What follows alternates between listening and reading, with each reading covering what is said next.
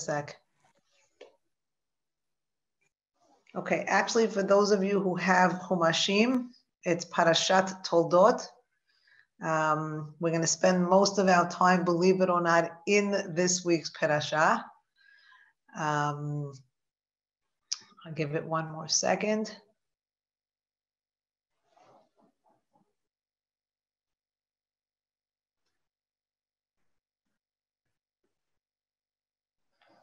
Okay, let's get started. This week, Parashat Toledot was very generously sponsored in loving memory of Maria Ancona, an Eshet Chayil, a woman of valor, by her daughter, my friend Vivien Ancona. Thank you, Vivien. Also, we are learning Lilui Nishmato, David ben Esther, alav hashalom. That's Esther Dayan's dad. She's still in her shloshim. And we're also learning, hopefully for the full refuah shalema of our friend Leah Bat Yittel. We are hoping to hear great news. So let's get started in Parashat Toledot. It's one of my favorite parashiyot, and that's why I have so much of a struggle deciding where to focus our attention. So I'm just going to first give you an overview of the parasha. It's mainly in 3 sections. The first section talks about the birth of Esav and Yaakov.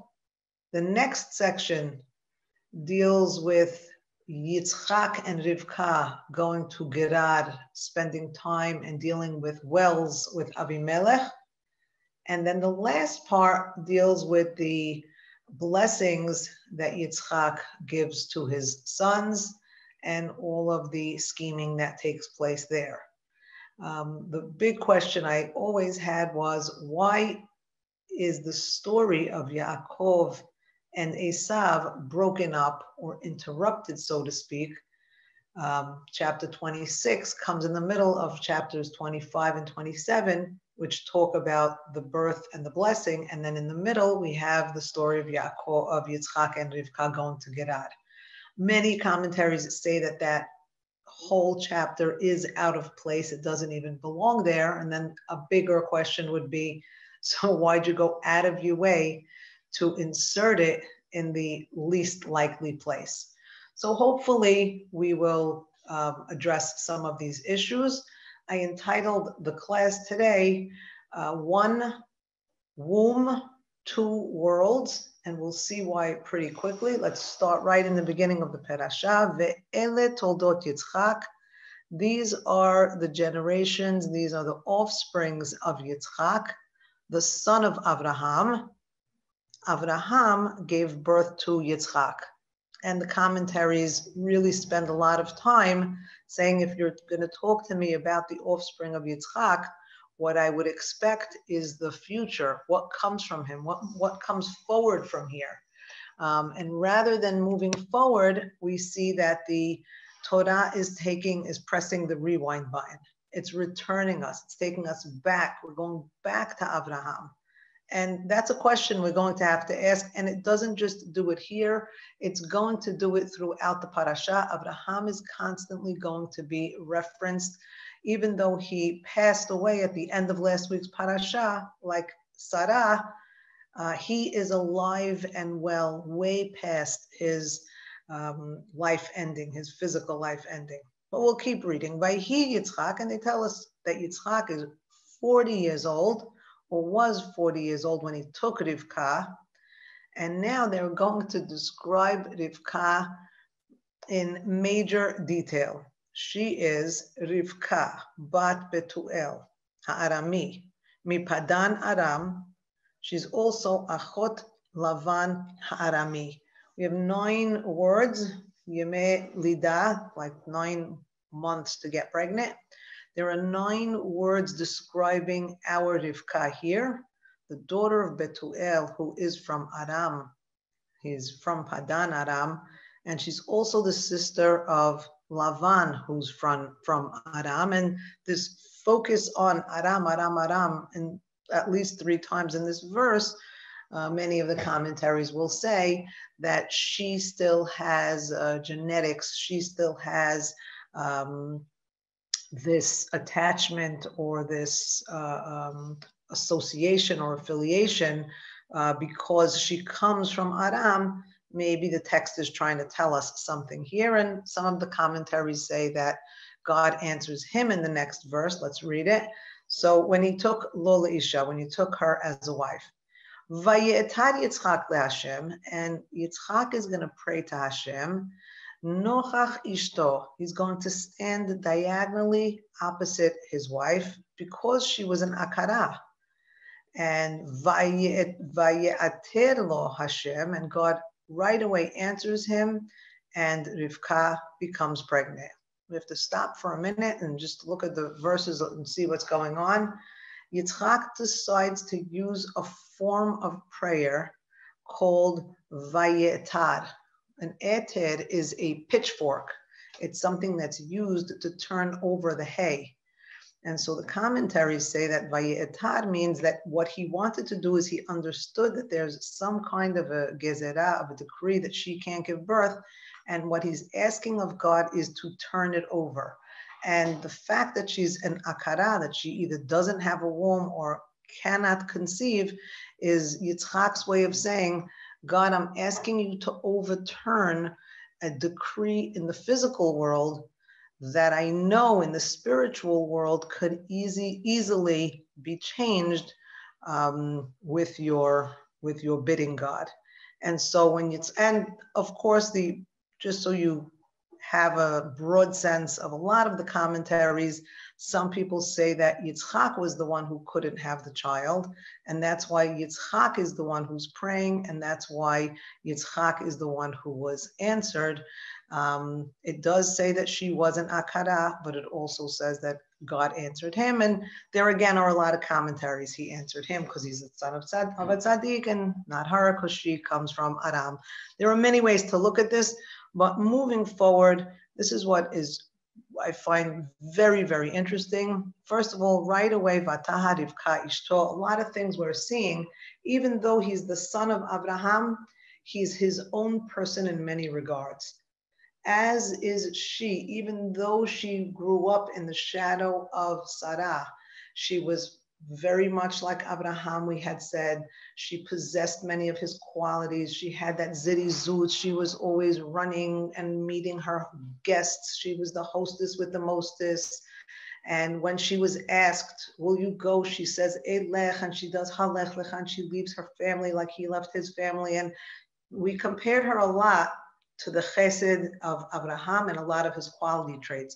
But we also compared her to Sarah, because when Yitzchak brought her to his tent, he was comforted. He took her to the tent of his mother, and we sort of started to get the sense that she was like a replacement, that she was taking the place of, somebody's asking, she was a sister or daughter of Lavan. She was a sister of Lavan. She was a daughter of Betuel. So if we want to get a sense of who Rivka was, the Torah is being very generous to give us many different ways. If you want to say she had comparisons to Abraham, she did. And if you want to say that she was similar to Sarah, she was.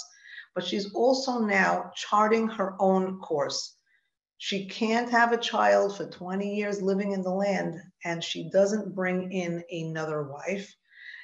Yitzchak is the only one of the Avot who only has one wife, which is Rivka. And this couple is unusual in that they pray together for the child to be born.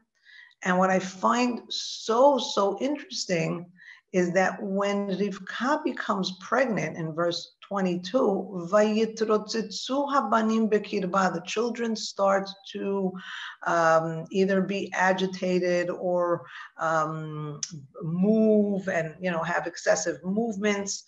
Bikirba, even the word that's being used here, in her innards, whose innards were described, Vatitzchak Sarah Bikirba. Remember Sarah, when she first heard she was going to have a child?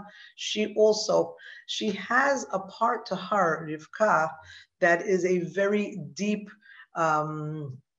internal strength that she has. And why do I say that? Vayitrotzitzu habanim bekirba. And somebody is writing here that yes, Yitzhak is the only one of the Avot not to leave Eretz Israel. We're going to actually see that soon in the next chapter. She has this movement inside her, and the question she asks is very much an existential question. She says, Im ken lama ze anochi. If this is the case, now either the case is that she's in pain. I think her pain is not a physical discomfort.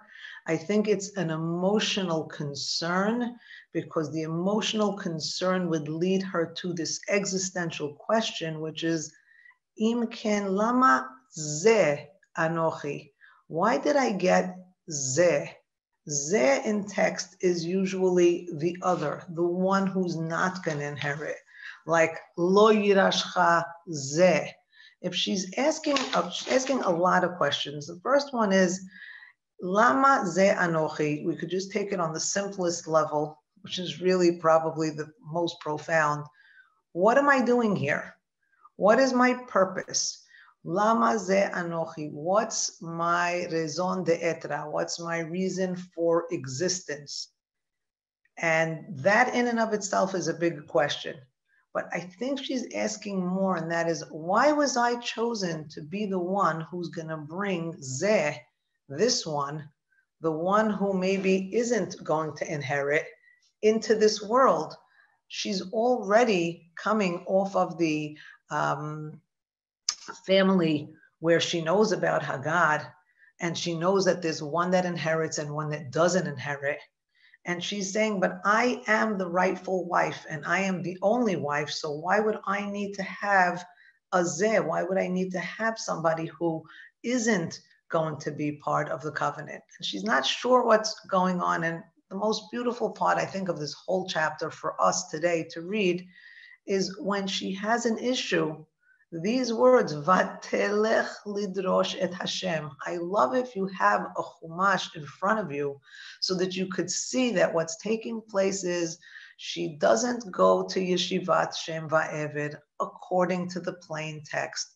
Yes, the commentaries say that she didn't go directly to God. I'd like to say the Torah is saying that she went Vatelech lidrosh et Hashem. She went to seek out God. She went directly to seek out God. Did she go to a place? Did she move her locale? Did she get on a camel to trek to go somewhere? Or is God accessible from anywhere, even from the innards, bikirba, even from her innermost place? Does a woman have the ability to address God directly? I love that she doesn't go to her husband, and I love that it doesn't state that she had to go anywhere but to God directly. And the God that she's going to on top of it all, which makes it even more beautiful, is she goes to the Yud Ke Vav Ke. She even knows that Yud Ke Vav Ke, Hashem HaMeforash, that God, he's the God who gave Sarah, Pakadet Sarah. He's the God who made Chava capable of being a creator. And so when we read these verses, we should always remind ourselves that yes, Rivka has, because it started with Yitzhak was praying to God, but she was not marginalized in any way at all. She also is able to go, and she's also able to pray to God directly. Most beautiful part is not just that she prays to God directly, but as opposed to Sarah or even Rachel or Leah, God speaks to her directly. Now, at first we might be concerned that God's speaking to her because God also spoke to Haggad, and Haggad was the one who birthed the child that was the other child. But God answers her. And he tells her a beautiful, beautiful, it's pretty poetic. I'm going to read a few in the Hebrew. He tells her, Shne goyim bebitnech. You have two races, two ideologies, two cultures, two belief systems inside your beten. And just to show you that her innards are going to be described in three ways. First, she feels the vayitrotzitzu bekirba. She feels them within her, and we think of Sarah right away because Sarah left bekirba. But now they're going to talk about the beten. It sounds like a belly, right? Some type of her innards or her womb, right? And that word beten we had seen with Rachel. When Yaakov tells her, why are you looking at me? Am I the one who held back pity beten, the fruit of your beten? And not only is she going to resemble Sarah and Rachel, but the next few words God's going to say, Ushne le'umim, and two nationalities, mime'ayich yiparedun, from your ayich, from your innards, the same way that God had told Avram at the time, Ki im asher yetze mime'ayich. You know who's going to be the one who's going to inherit? Not your servant Eliezer. That's the lo yirash chazeh, but ki mime'ayich, one who's going to come out from within you. So what is God telling Rivka? Rivka is concerned that these two boys are completely having a pillow fight inside of her belly. And God tells her, you have two races inside of you. So that would explain why there's so much tension going on. But he gives her more information. He doesn't just tell her short-term knowledge, what you need to know right now, just so you can get through your pregnancy. He gives her information so she knows how she can raise these children. And he tells her, Shne le'umim, two nationalities from your innards, yiparedu, they will separate. And then we have these words, ule'om mile'om ye'ematz. And some people read it that one nation will be stronger than the other nation. I like to read it, and one nation will be strengthened by the other nation. I hear in these words, le'om mile'om, I hear reverberating this me'almim alumim, the bundles that Yosef was tying when he was having his dream, that he was telling his brothers that he was going to be king over them.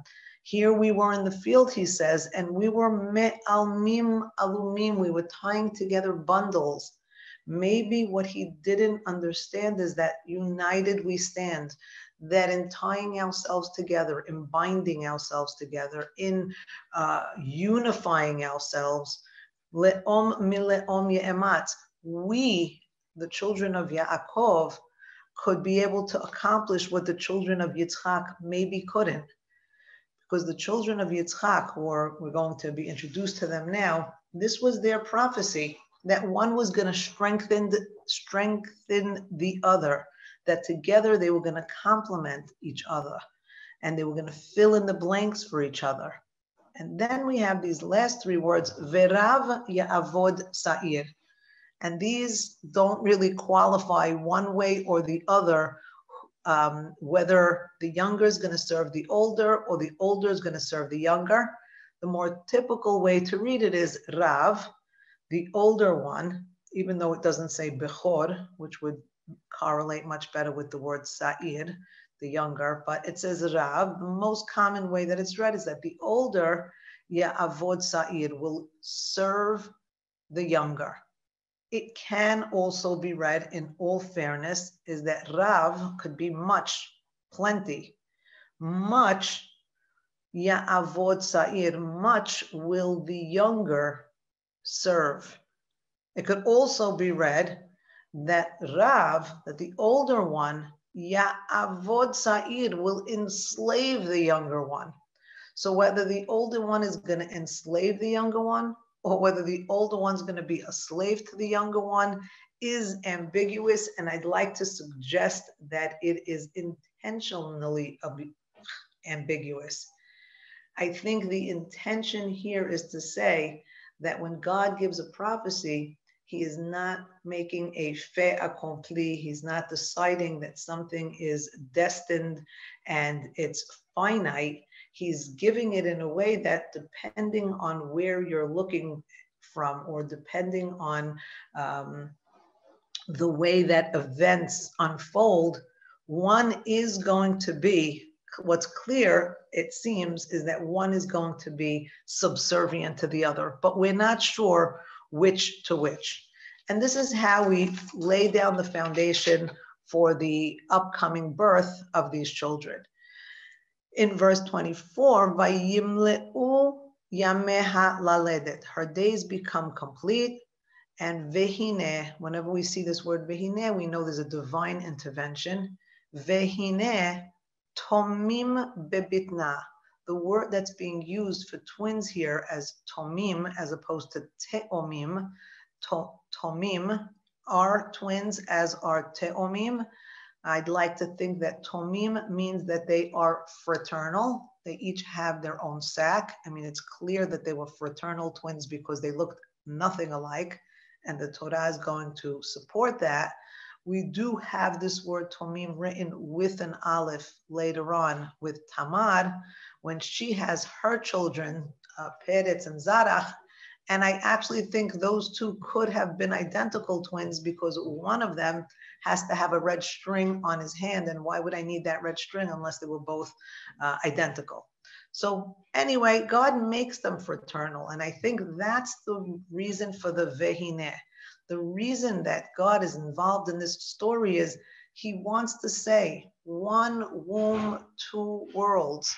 They don't have to be identical. It's going to be a microcosm for our world and how we build our societies. So the first one comes out, Vayetze Harishon, in verse 25, it comes out red, Admoni kulo ke'aderet se'ar, completely red like a hairy rug. Vayikre'u shemo Esav, and they call him Esav. And then after that, Yatsa Achiv, his brother comes out after that, and his hand was holding the heel of Esav, and they call him Yaakov.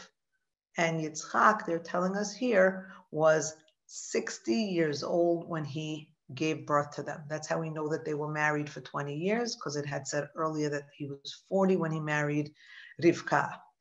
And now we have to ask ourselves a couple of questions. This whole idea of Yaakov holding on to his brother's heel, was it a means by which to have an exit? You know, he's holding on, his brother's going out, so he's holding on to his brother, and he could also have a way out of the birth canal.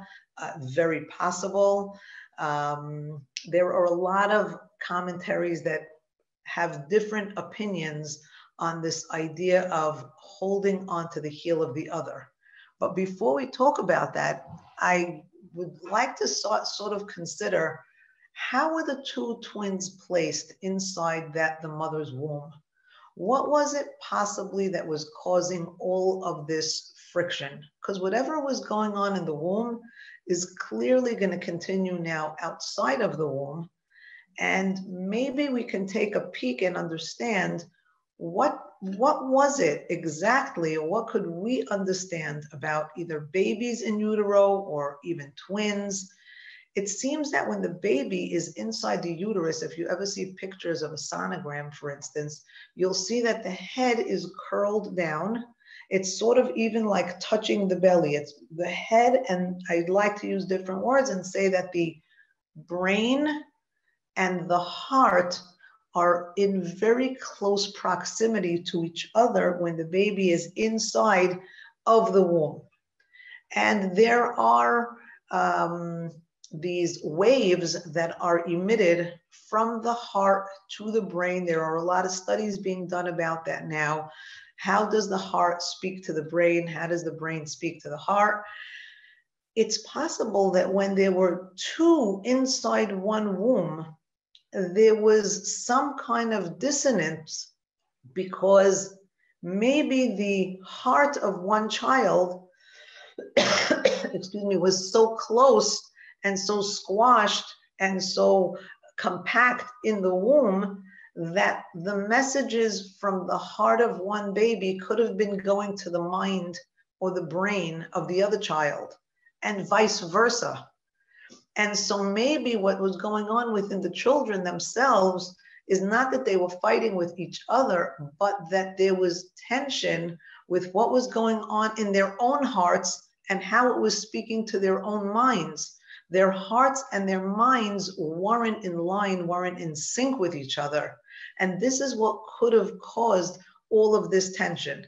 I'm going to want to get back to that idea a little later, the idea of, and maybe what God intended was for them to share a womb so that they could later on be able to share a world. If children, if infants can't share a womb, yes, they clearly had their own ideologies. This is not me saying it. This is God saying it. He's saying, Shne goyim bebitnech. A goy is more like a race, like an ideology.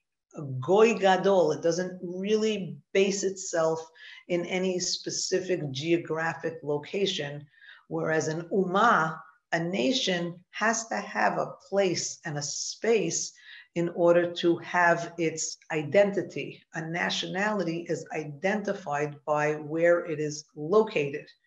But a goy, a race, is really identified by its culture, by its belief system. And so from the very beginning, what God is giving us here is a microcosm of how people with different belief systems could coexist. And as we move forward, we see that we started to say that Yaakov's hand is holding on to the heel of his brother. Maybe he was saying, let's stay together. Where you go, I will go. I'm coming with you wherever it is that you are going. There could have been an early connect there in utero. But regardless, vayigdelu, the text goes right away from them being infants and giving us all a very strong description of their physical looks. And it goes right to vayigdelu hane'arim. Right away, they become ne'arim, adolescents. Vayehi Esav, and Esav, he went from this infant to a na'ar, and in the same verse, he becomes an ish. Some people like to say that Esav was born already fully formed and mature, like an ish. Vayehi Esav ish yodea sayid, ish sadeh. We start to get the sense that Esav is this person who is a hunter. He's a man of the field. And they give us his polar opposite for his brother. For his brother, they say that Yaakov was an ish tam yoshev ohalim. That Yaakov was, the word tam could either mean perfect, could mean that he didn't. We had spoken about this when we spoke about Noah, that maybe he didn't interact with society, that he was Yoshev Ohalim, he was in this inner place, he was less engaged with the world. And now we have these two brothers. One is out there engaging in the sadeh, hunting, as external as you can be, and the other one is as internal as you can be. And now this wouldn't be a problem. If we just were reading the story for the first time, we'd say, oh, great. Yisachar and Zevulun. One is in the tent studying and one's out there in the business world. This is fantastic. We would actually appreciate this. Let's keep reading. Verse 29. Yaakov now is making a stew, and Esav comes in from the field. Esav is tired. We believe his exhaustion isn't just a physical one. He's also mentally exhausted. It could be he's mentally exhausted because we say that the Sadeh is a place of encountering God. Remember, Yitzhak went lasuach basadeh. So the Sadeh is a place to encounter divinity. Maybe the encounter exhausted him. We're not sure. It's just a suggestion. But regardless, he comes to Yaakov and he tells him, Hal iteni na, give me, na, either now or please, from this red stuff, ha'adom hazeh. He's going to use the word zeh very often in the next few verses. And it just rings from the Mihu ze ve'ezehu. Later on, his his descendants are going to be the Amalek people. His son is Eliphaz, and Eliphaz's son is Amalek. And so we very often say that Haman is a descendant from this strand, this Zeh word. So he says, give me from this red stuff. Ki ayef anochi, because I am exhausted. And that's why they call him, and until this day we refer to the Edomites, to the people from Edom, because of this red stew that he asked for. Here's where it gets a little hairy, pardon the pun. Vayomer Yaakov, and Yaakov says, Michra kayom, oh my brother, you're exhausted and you're hungry? Why don't you sell me today your bechorah, your birthright? Anybody reading these words should get a little bit of a stomach ache. Your brother, who is the barbecue meister, who's constantly bringing food for the whole family, is asking you for a little stew, and all of a sudden you think that that's the most opportune time to bring up the fact that you want to barter with him a bowl of soup, stew, the cheapest possible thing that you could find, for his most valuable possession, which is his bechorah. And what does Esav say? Hine anochi holech lamut. I'm about to die. In other words, I'm not just famished. If I don't eat, I will die. So you have standing before you a person, this is a Hatzalah scenario, and rather than just quickly give him the food as quickly as you can, we're a little concerned because Yaakov is conducting a business deal with him. And so clearly that the Torah records it, that's what makes it so harsh and so hard for us to accept, is that Yaakov is saying, I'm going to die. Lama zeh li bechorah. Why do I need, I am like the zeh, by the way. Lama zeh li bechorah. We could read it as, I am like Eliezer. I'm not the one who's going to inherit anyway. We're reading this in hindsight, of course, but just for the plain text, he's saying, Bechorah or no Bechorah. When I'm 6 feet under, what difference is it going to make what I am? I need nourishment and I need it now. And Yaakov persists and he says, Hishav Ali, I want you to swear to me today. Okay, I'll swear to you, my brother. What does a guy got to do for a bowl of soup? So he swears to him. Vayimkor et bechorato liYaakov. And this is how the trade was made, that Yaakov became the Bechor. And Yaakov gave to Esav not just the Nazid Adasim, not just the soup of red lentils, but he also gave him lechem. Lechem, which is bread, was often a means by which people sealed a deal or created a treaty, was over bread. So to totally make the deal 100% kosher in the mind of Yaakov, he also gave him bread. Vayochal, vayesht, vayakom, vayelech, vayivez Esav et habechorah. We have 5 verbs consecutive. He eats, he drinks, he gets up, he leaves, and at this point, vayivez Esav et habechorah. The English will say he spurned the bechorah, but biza, uba biza lo shalchu et yadam. Biza is also a booty. It's like a prize. And vayivez Esav et habechorah could be the text's way of telling us he gave away his prized possession. And that's the first part. And you'll even see if you're looking at Chumashim, you see it has that petucha. It's open to the end of the sentence, end of the line. We start a new chapter. That's one story. For some reason, the scriptures decided I love what Amalia just wrote. Amalia wrote that cooked red lentils turn brownish. They turn yellowish even. And because he's asking for Adom Azeh, thank you, Amalia. You always have the most interesting things to add.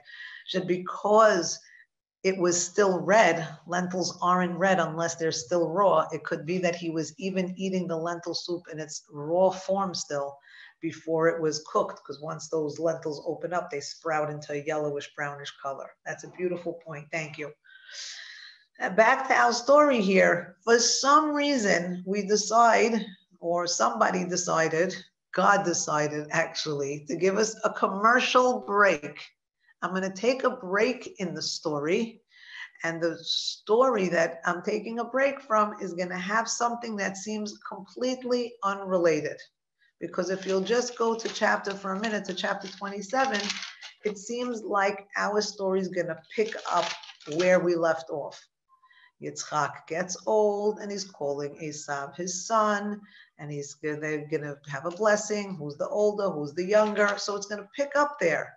But in between, we have chapter 26. Chapter 26 starts with the Vayehi.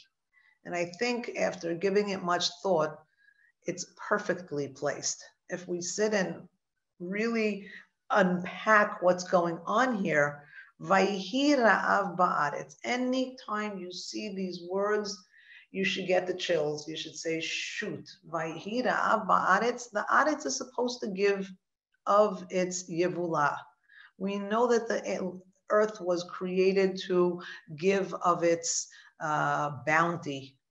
And the minute the land decides it's going to go on strike, Vayehi means we have impending doom, something bad's going to happen, which is going to be the Ra'av. There is now a famine in the land, and this was different than the first famine that was in the days of Abraham. So the famine in the days of Abraham, when he had first gotten to Canaan and then he ended up going down to Mitzrayim, this one's a different famine. Why bring in Abraham to my story? What do I have to do with him? Does this have anything to do with Abraham or his famine? It's telling me this has nothing to do with Abraham's famine. And in telling me it has nothing to do with it, it's bringing Abraham into the story, saying it has everything to do with it. So it's a clever tool that the text uses. Let's see what it has to do. So Yitzhak goes to Avimelech. Oh, really? It has nothing to do with Abraham?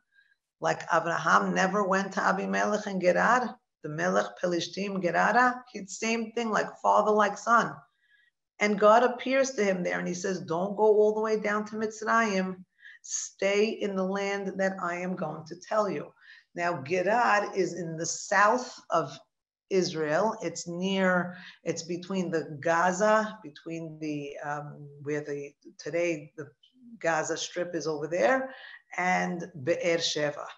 And Be'er Sheva, by the way, is where we've been possibly all this time, because Be'er Sheva was where Sarah was where Hagar left, that place. So Be'er Sheva and Gerar are in very close proximity to each other, both in the south of Israel. And God tells him, don't go all the way down to Mitzrayim. Gur ba'aretz hazot. Live or be a ger, be an alien in this land, and I will be with you. And I will bless you, and I will give your children all of these lands, and I will upkeep the shivuah, the swearing that I made to Abraham, your father. Like I said, Abraham is alive and well. He's so alive and well that we have this phrase, Hishavali, swear to me. And this phrase, Hishavali, was first used with Avimelech and Abraham. When Avimelech wanted to make sure that Abraham wouldn't bring any harm to him or his ancestors, he says, Hishavali. So everything about Abraham is present in our story. And just to add, what just took place in verse 33 in our previous chapter, Vayomer Yaakov Hishavali. Yaakov is using the same language, swear to me. What's being asked for here is, I need to have a level of trust. I wanted to go above the regular gentleman's handshake I want there to be a shivu'ah. I want there to be a verbal expression of this treaty that we're making. And now God is coming in and he's saying, everybody's throwing around all these hishavalis, all these, you swear to me this and you swear to me that. Well, hakimoti, let me tell you, I'm going to keep the hashivu'ah asher nishpati, the shivu'ah that I made to Abraham. And he tells Yitzhak he's going to make him as many as the stars in the sky, and his children are going to inherit all these lands. And then he uses this word, ekev, which sounds very much like Yaakov and the ekev and the heel that he held on to. Ekev, the English might want to say because Abraham listened to me and kept my commandments and my statutes and my ordinances and my Torah. So for somebody who has nothing to do with our story, Abraham is controlling this whole story. This is God's way of saying, when it starts out, now we understand a little better, when it starts out with the Ele Toledot Yitzhak ben Abraham, this is the story of Yitzhak, the son of Abraham. It's really the story of Yitzhak, the son of Abraham. Yitzhak is going to go nowhere without without bringing this heritage that he has, this tradition of being Abraham's son. And we know that the commentaries say that they looked alike, and that's why Abraham had to become Zaken, so they'd know who's the father, they'd know who's the son. But Yitzhak stays now in Gerar, and in verse 7, the people ask about his wife. Where have we seen this story before? And he says, she's my sister, because he was afraid to say she's my wife. The people might kill him because she was very beautiful.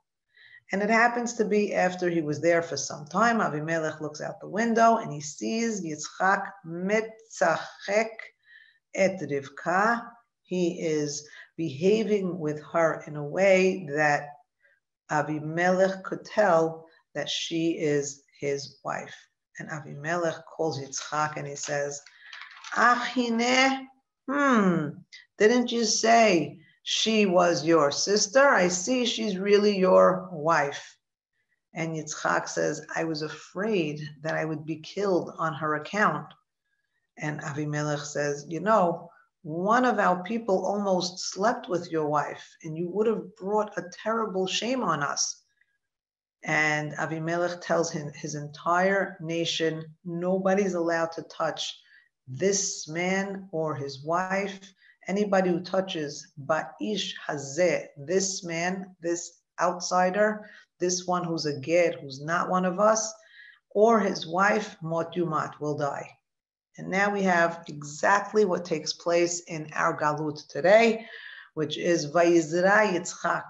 Yitzchak plants in that year, and he gets 100-fold, 100 times of what he had planted because God had blessed him. We often say that the trappings of Galut are actually a trap in and of themselves. When we go to these other countries, we find that we're able to be very, very successful. Next verse, Vayigdal ha'ish, he gets greater. Vayelech haloch vegadol ad ki gadol me'od. He becomes huge. And he has mikneh tzon, mikneh bakar, and tons of workers. And now, typical like any other place we've ever been, as soon as the Jew, who's the alien, becomes successful, vayikanu oto pelishtim. The pelishtim are now envious of him. Vekol, and here's where I would like to spend some time, all of the wells that the servants of his father in the days of Abraham had dug, all of those wells, sitmum pelishtim, the Philistines had covered them up. Vayimalum afar, they filled them up with dust. Now we should stop here for a minute and say, what is the story with these wells? A minute ago, we were talking about the two sons that were born to Yitzchak and Rivka. Next thing we know, we're going to say there was a famine in the land, and we could connect it and say, oh, you didn't give your brother food, I'm not giving you food, and that's the land on strike. But the two brothers that we waited 20 years to have are nowhere in this story. Did they bring them with them down to Gilad? If they did, how did they explain their identities? Maybe they didn't bring them at all. Would they have left them back home if there was a Ra'av? Who's babysitting the kids in back wherever it is that they were? And during a time of famine especially. So there's a lot of questions that need to be answered. But most important, why are we going to go into such detail now about old wells that Abraham's servants had dug that the Pelishtim decided that they were going to fill with earth? Let's talk about that for a second. We know the arid land of Israel. We know that to get water in Israel, water is a huge, huge commodity, and it could not have been easy. They didn't have drills and fracking and all of the things that we have today in order to get to the bottom of the earth. We could only imagine. I was really trying to wrap my head around how did they actually dig wells. They stuck a guy on a bungee, he dug, they pulled him up. Could not have been an easy thing to do. Now somebody comes and digs wells on your property and then abandons them and then leaves. Wouldn't you think to yourself, hey, this is great. I have a water source, and this water source is going to sustain us in this arid country. And rather than take advantage of these waters, what do we do? What do the Pelishtim do? They cover it up with dirt. That makes no sense whatsoever. So maybe we have to start and ask ourselves, why is the Torah telling us this story at this point in the middle of the Yaakov Esav drama? Maybe what's taking place here is exactly what God said. There are going to be two different goyim, two different ideologies, different cultures, different beliefs. And maybe the belief of Avraham, which is being brought back into our Parasha, even though he died last week, he seems very alive and well today. Maybe what was alive and well, again a pun, was Avraham's philosophy, was Avraham's ideology. Maybe it wasn't so alive and so well in Gerar, because maybe as a rejection of the well springs that Abraham was bringing and spreading to the world, to reject his idea of either monotheism or morality or honesty or whatever it is that Abraham was out there preaching, they didn't want to ascribe to that. And so what would they do? They wanted to, Esther Ruth, I love you, hi. She wrote, they want to cover the traces of Abraham and Yitzchak's properties, yes, but they also wanted to cover the traces of Abraham's philosophies, of Abraham's religion, of what Abraham was preaching. They didn't care if it came at the expense of one of the most coveted resources, which was water. We'd rather, and we know very often the term for water is chayim, right? There's no water, there's no life. Well, we're not just rejecting Abraham's well springs, and let's talk about what is a well? What does it represent? A well represents untapping something that's underneath the surface. Every person is a wellspring, so to speak. Every person has inside of them an entire life force. And to take that life force from its core, from its kirbah, from its betin, from its me'ayich, as God is telling Rivka, When you're giving birth to these two boys, what you're actually doing is you're becoming a wellspring. She's known, Rivka, as the one of the well. She was the one who was to bring all this water out for Eliezer, or the Eved Abraham. She's the one who brings all the water out and feeds the camels. So of course, Lama ze anochi, you want to know why you're the one who's chosen to bring out what's hidden beneath the surface? What's hidden beneath the surface of our world, of humanity, is that we aren't all alike. And there's going to be the red-head, hairy, outdoorsman hunter, and he is going to share a womb and later a world with the smooth, soft-spoken, introvert tent dweller. And the two of them are not just going to coexist, but they're going to benefit from each other's existence. And when you bring in a story in the middle of the Yaakov Esav story that has nothing to do, not with Yaakov, not with Esav, and not with the birthright, but has everything to do with this idea that there are different nationalities and cultures that exist.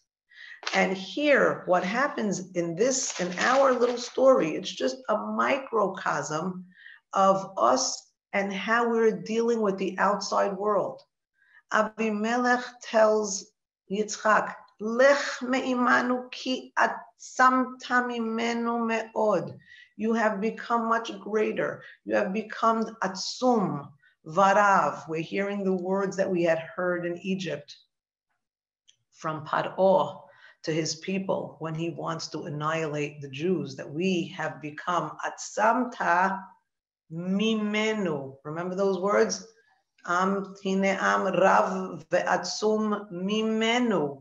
You know this stuff that you have, this otzem, this strength, it's mimenu, it's ours, it's from us. You took it from us. And Yitzchak leaves that area because he knows that it's dangerous for him to stay if there's going to be animosity from the people.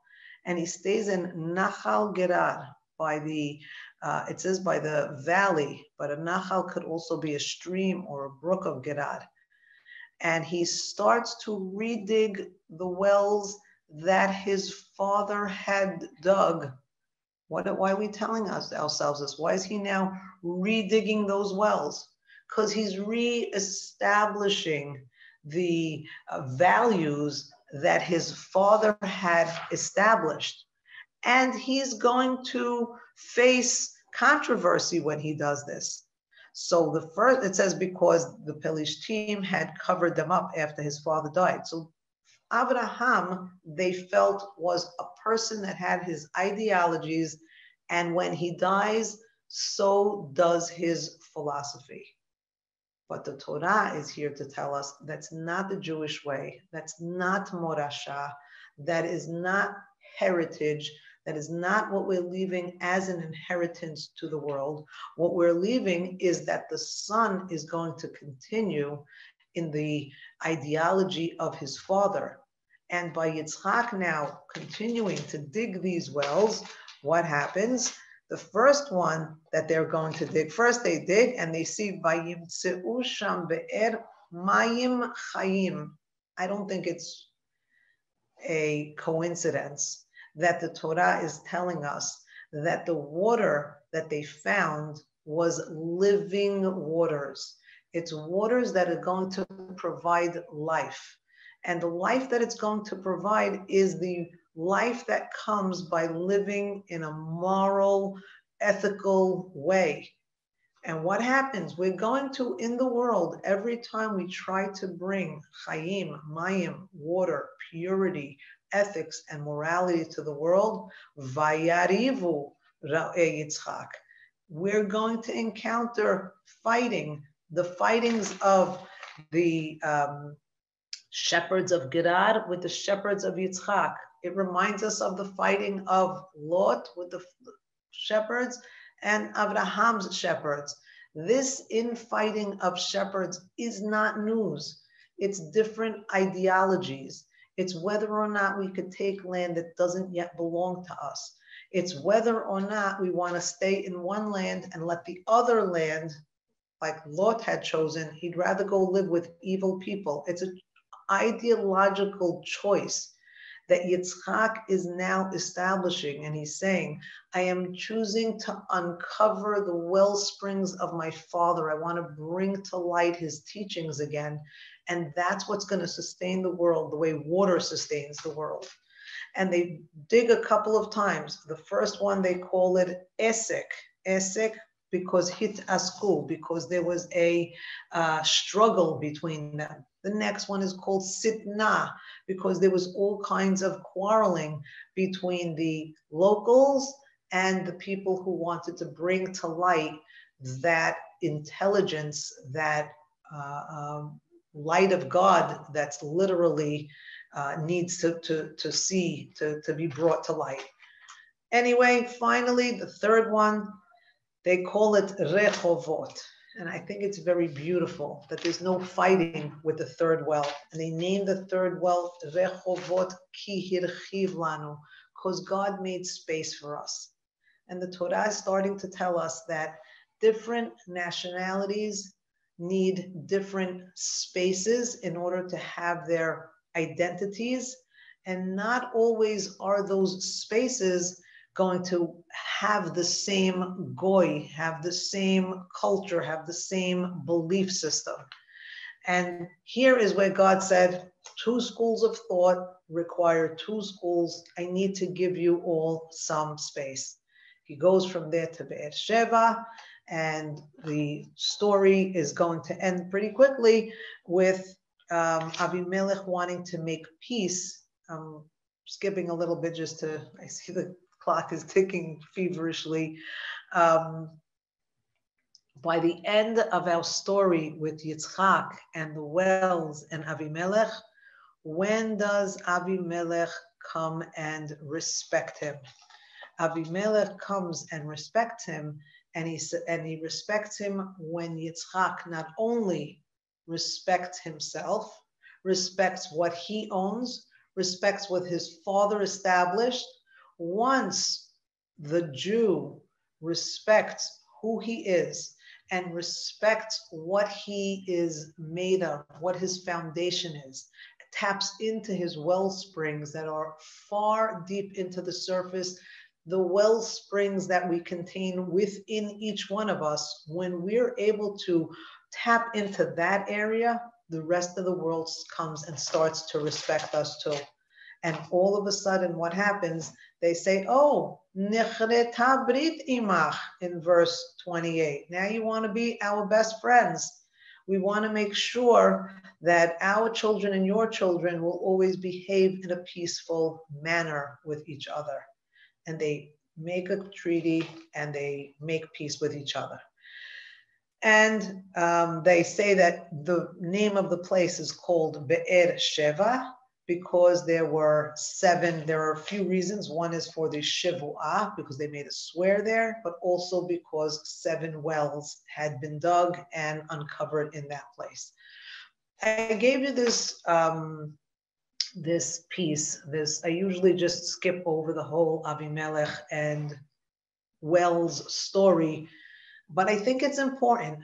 I think it's an important story because it's going to tell us that Yitzhak has to first be a person who's able to make peace with the people around him. And this has to be the education that Yaakov and Esav are going to get in their home, so that now the 2 brothers, and in their lifetime, I don't know, the verdict is still out. I know everybody paints Esav as being this horrible, bloodthirsty guy, but then at the same time, you have blood on the one side and you have Mayim Chaim on the other side. There is a wellspring, there is waters, there is purity. It's okay to have the Adom as long as you have the water and the purity. And so I think these forces in our world are going to have to coexist. And our first shot of it is a little bit tragic, because of this whole blessing scenario, because Yaakov insists on taking what might in a court of law be his, he takes it in a way that is not commendable. I don't think any of the mefarshim are happy with the way this turned down. This went down. Do the ends justify the means? Are big questions that are always asked when he disguises as his brother and he says, yes, I am Esav, your Bechor, and he dresses, he masquerades in his brother's clothing. I mean, all of this is very, very hard for us to reconcile. But I would like to maybe end with something that might give us a little bit of a direction and some clarity in how Yitzhak views his two sons. Now, granted, his first blessing, the one that he's going to give to Yaakov, he gives it to Yaakov while he thinks that Yaakov is actually Esav. And he tells him the famous beracha, we read this under the chuppah, at least we do in our Sephardi weddings, Vayiten lecha ha'elohim mital hashamayim u'mishmanei ha'aretz verov dagan v'tirosh. Ya'avducha amim v'yishtachavu lecha le'umim heve gevir le'achicha v'yishtachavu lecha b'nei imecha orerecha arur u'mvarechecha baruch. What basically he is giving to as a blessing to Yaakov is, may Hashem give you the dew of the heavens, the fat of the earth, and tons of corn or grain and wine. Ya'avducha amim, the nations will serve you, and the regimes will bow down to you, and you will be a gevir, you will be a lord, and yishtachavu lecha b'nei imecha, your mother's children will bow down to you.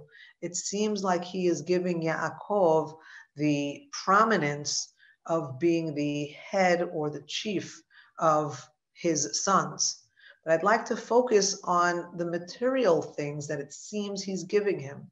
He gives him mital hashamayim first, from the dew of the heaven, which is an oxymoron in and of itself, because dew doesn't come from the heaven, dew comes up from the earth. And so when Yaakov is being given tal hashamayim, he's being given dew with the knowledge that it ultimately comes from shamayim, that God is the one that created this phenomena where moisture comes up from the earth. And then he gives him mishmaneh haaretz. He gives him that which comes from the earth. When Esav comes in and he's hysterical and he's miserable and he says, hey, don't you have a blessing for me also?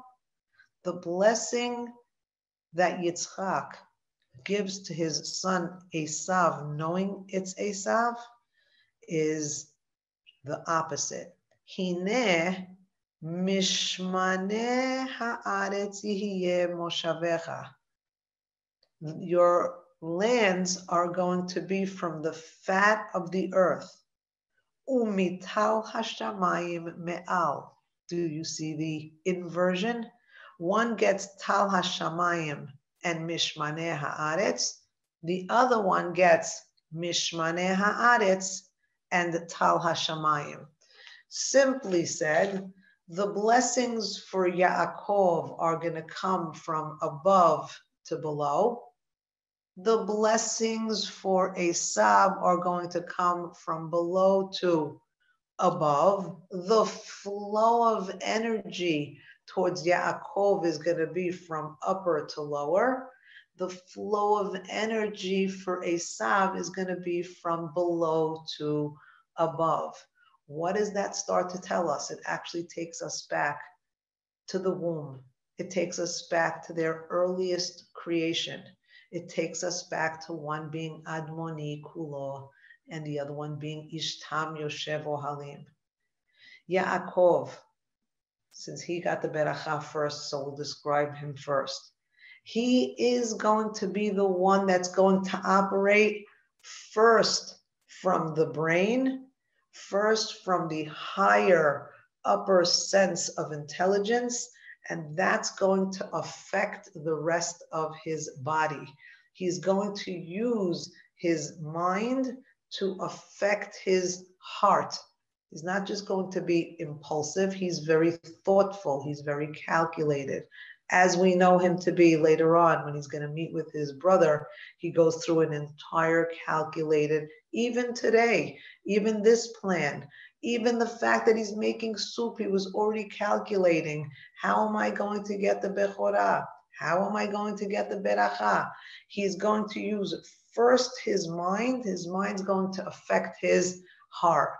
Where Esav is going to really operate from below to above. He's a person of instinct. You know, in order to be a hunter, you need to have laser sharp instincts. 1 second off and your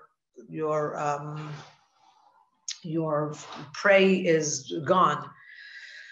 So what's happening here is God is saying, I created two people in one womb to be completely diametrically opposite. And in their differences, I think they could find each other's greatest strengths. Imagine if we could put together in one world the person who's ruled by his heart to his mind and the person who's ruled from his mind to his heart. This is a Bet Midrash par excellence. This is what we want. We want these ideas to be able to be able to compound with each other.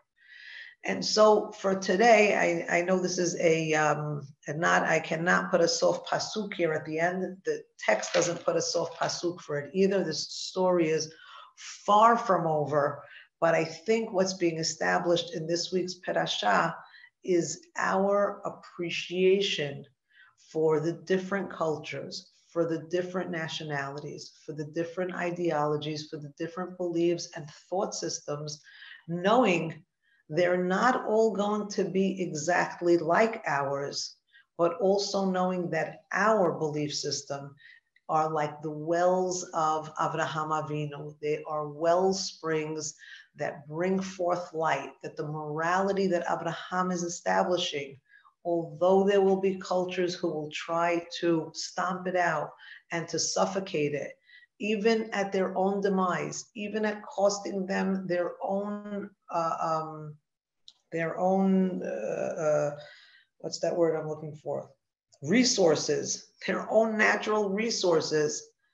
Sometimes people are just not open to this philosophy. And the way Avimelech came around, they opened those wells back again. Water came out from them again. Avimelech came and made peace with us again. The Torah is also very, very optimistic that the well springs of Abraham will once again permeate the world and will once again be able to operate in a place of peace, even amongst the Pelish team, which are known to be the #1 arch enemies of the people of Israel. They're the ones that are literally living in the land with us. They're not bordering nations. They're in the womb, so to speak, with us. And so we have to keep praying that the voices of our ancestors, of what's right, what's true, what's emet, is what we are projecting to the world. And when we believe it and we practice it, we gain the respect of the other nations of the world. And we have to hope and pray. When I say that the well springs are open again, I mean, we are able to find a way to purify our world. Well springs like a mikveh water that is completely pure, can purify the land itself. It can purify the people. It can purify our minds, our thoughts. And we have to hope and pray that these well springs will once again be in full force, just overflowing. And I end with that. I realize I went a couple of minutes over. I apologize. If anybody has any questions, let me see. I keep forgetting to read the chat. Properties. Let's see. Attributes. Yes, thank you. Jen Levy says properties can also mean attributes or characteristics. Very nice. Esther Ruth, I love you. I love what you said. Karen Rivka asks the existential question.